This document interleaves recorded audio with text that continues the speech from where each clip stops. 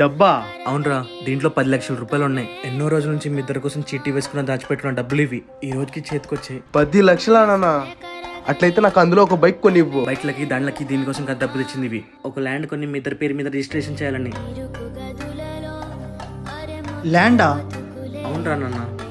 రేయ్, బెడ్రూమ్ లో నా వాచ్ ఉంది, వెళ్ళి తేపో. సరే అన్నయ్య. నాన్న, వాడి పేరు మీద ఎందుకు కొంటున్నావు? నాతో సమానంగా నేను దీనికి ఒప్పుకోను. నా పేరు మీద ఒక్కటే కొని ఇవ్వాలి. రే, వాడు నీ తమ్ముడే కదరా.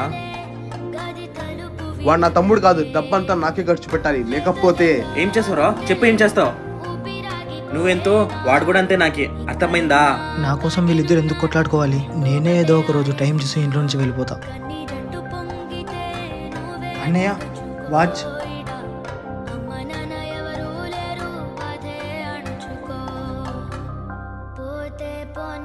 హాయ్ రా బాబా, ఏరంత టెన్షన్గా ఉన్నావు?